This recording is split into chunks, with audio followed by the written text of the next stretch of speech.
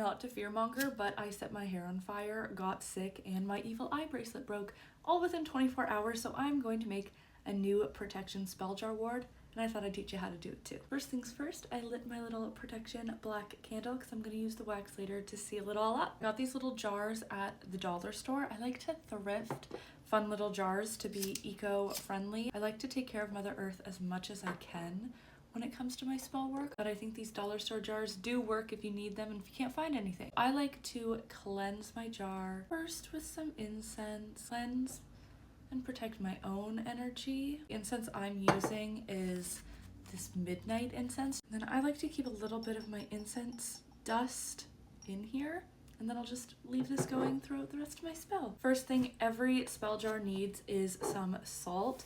Salt for protection. Usually I like to use black salt, but I couldn't find any at any of my regular stores, so we're sticking with our table salt here. Get yourself some rosemary. This is some fresh rosemary that I froze from my garden, and it helps just general protective vibes.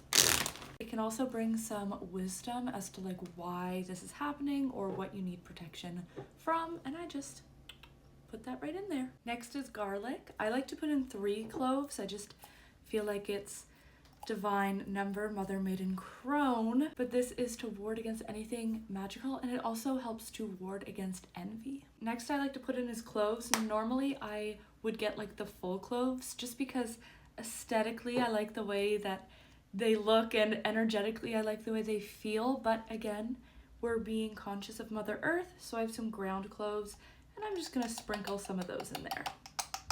This is good to keep your energy cleansed when any negativity, anything baneful is coming towards you, but it also helps to protect you against things like gossip. Now, seeing as my evil eye literally broke, I'm gonna put some star anise in my spell jar just because it helps to protect against the evil eye. Sometimes negative energy can come through as ill health, and I did get a cold in that 24 hours, so some cilantro or coriander for protection against ill health. I need to get a smaller grater, but just a little bit of lime for both ill health and evil eye. A lot of people like to start with peppercorns. I like to end with them because they help to create a barrier. So I'm gonna put some peppercorns to help ward off negativity, create a really, really strong magical barrier. And peppercorn also gives you the courage to like face up to that negative energy and go on past it. So I like to add a lot of those in there. Some extra salt for good measure. Can never have too much salt. Then put some steel or iron nails. Iron works better, but it can always be harder to find. This helps to fix the spell and create protective barriers. You can also break any curses or hexes, any ill intentions sending your way. You can stop them in their tracks. Some people use oil or water to fill their spell jars with. I like to use white vinegar. It's a great banisher, and whoops, it's a new one. I just spilled it all over me. Hopefully that'll be a little extra protection. But it's just a really good banisher overall. I don't have my gosh, it's spilling everywhere. It's not always pretty. It's not always pretty. I need to get a little funnel, like right now. So we'll try this again. I like to use vinegar because it's very purifying but also banishing, so I just find it works a little bit better for me, but you use what you want to use. And then finally, some people like to do this, some people don't. It's a little bit more baneful, but I have always been a fan of returning energy to the sender, so I'm going to put in some red chili flakes here. I like to put it at the end on top, so it's just like this is the surface intention.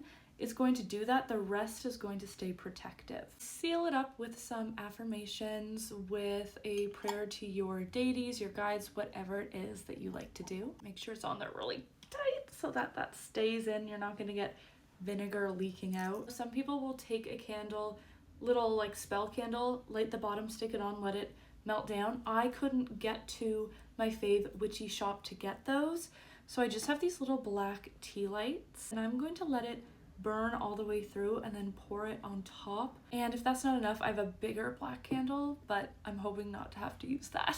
Once that's done, we'll meet back up. It's later. I've sealed my spell jar, so go protect yourself, do the same thing. Thanks for making this with me.